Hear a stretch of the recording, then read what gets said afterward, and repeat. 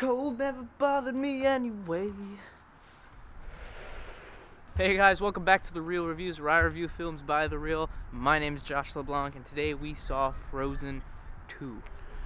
Oh boy, so I gotta be honest, I am not a die-hard Frozen fan, but I was kind of way outside the demographic that this movie was targeting, because I never really experienced the first movie like most other people did, because by the time the movie got popular, I was just kind of sick of it because I didn't see it and everyone was singing the songs, and so I just got around to it way later. So I don't have that nostalgia factor that a lot of people are gonna have, but I gotta say, in keeping with my just first gut reaction impressions that this section of my videos are gonna be, it was fine.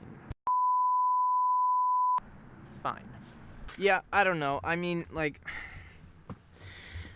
we've had a few sequels like this where, you know, it's an animated feature that gets a sequel many years down the line, and sometimes it's hard to just justify its existence.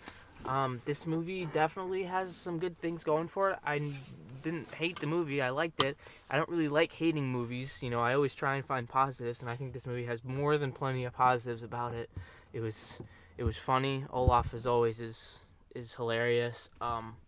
The music was good. I don't think the music's going to be as much of a hit as it was before. You know, like, it's not going to be on the billboards 10 weeks in a row or whatever like it was the first time. I don't think it's going to go anywhere near that. I don't think the songs are as catchy, but they're still good songs. It's funny, like I said, and the characters are all great in general, but I don't know, the story didn't really do too much for me.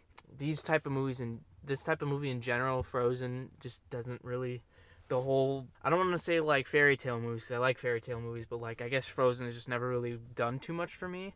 But beyond that, I think that in terms of like what message it provides for kids, there's like not as much going for it as the first one had, and I'll touch on that later in my more in-depth non-spoiler review.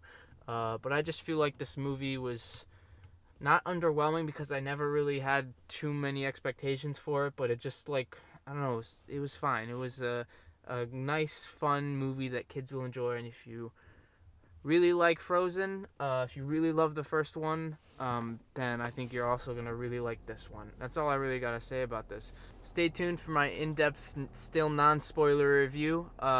We will be back. Well, for you it'll be like not like that, but I got to drive home and set up, and I will see you guys in a few minutes. All right, bye-bye.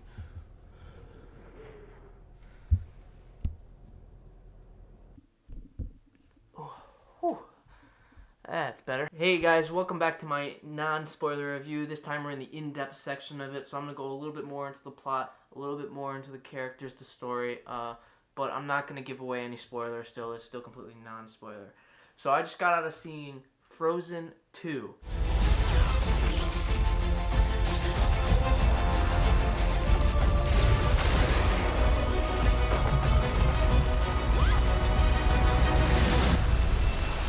This movie was, I'm gonna be honest, I'm not gonna go too much into my normal film breakdown, I guess, because, with this being a Disney movie, well, I guess especially with this one, this movie wasn't necessarily, it didn't feel very unique in my opinion. It was directed by Jennifer Lee and Chris Buck, who also directed the first movie, and, I mean, it's good, it's great, it's funny, but the Frozen movies have never really done much for me. I got into them, or I saw Frozen way later than everyone else did, and nothing about these movies have ever really like blown me away to the degree that everyone else seems to be affected by it. I will agree that the music is exceptional in the first movie, and it's not so much as, you know, it doesn't have as much of a strong presence in this movie.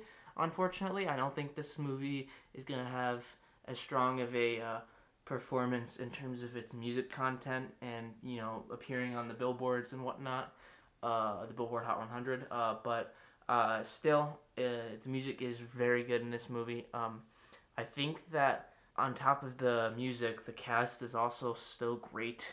There aren't too many new faces in this movie, at least new faces that are really worth talking about. Also, without getting into the spoilers too, I'm not going to talk about them. But Kristen Bell as Anya's great. She has a really good commanding voice presence as Anya, and Idina Menzel still is awesome as Elsa. She has a really good voice, and she has a couple good songs in this. And Olaf always gonna be my favorite. That guy is hilarious. That little snowman. But this movie, I didn't feel like it took too many risks, which is an unfortunate plague that a lot of these animated sequels have that come out way later. I think the only reason we really got a sequel for this movie was because the first one made like $1 billion.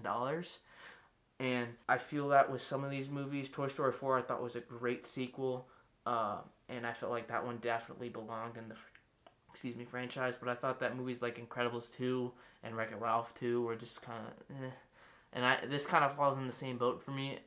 Although with those movies I had more of a nostalgic I had a bit more nostalgia playing into it. This movie, I didn't really have it. And I'm not saying that this is a bad movie. I think that there's a lot of great things going for this movie. And if you love Frozen, if you love the first one, I don't want to take that away from you. I think you're going to love this movie. It's just not I'm not the target demographic here. I'm not, the guys normally I wouldn't be rushing out to see this movie opening day. In terms of like the messages that this movie talks about, I think it's a little bit lighter than the first movie was. It has a bit of a message in terms of environmental protection and being careful about how we interact with our environment and keep it safe. But being honest, like, it's not that prevalent. There's not as much interesting things going on as the first one. It still builds upon that sister bond between Elsa and Anya that we saw in the first Frozen. I think that is still great, although they never really build upon it. It's more of kind of the same thing, which is fine, but I would have accepted it more if they had some more interesting ideas with the story and other areas of that. I don't really want to stick around too much for this because I don't have that much to say, but overall it was a cute, fun movie, but just not my type of movie. I wouldn't say that I don't recommend this. I do recommend this if you love Frozen and if you love fairy tale movies, you should go see it, but it's not for me, and I apologize if that upsets certain people, but that's just how it is. I can't lie about it. I'm not one to lie. That's just kind of what I am. I hope to be honest with you with all my reviews. So that was my review of Frozen 2. Thank you guys so much for watching. I thought that the movie was good, not great, fun, not exciting. It was alright. It was fine. Stick around for next week's review of Knives Out. I'm very excited to see that movie. And also, I'm hoping to make some room decor changes. I added another poster. I added Ford v Ferrari over there, so you can focus. There we go. Ford v Ferrari joining Terminator. That's pretty cool. Alright, but that'll do it for this review. Thank you guys so much for watching. Bye-bye. This spot is still on the camera.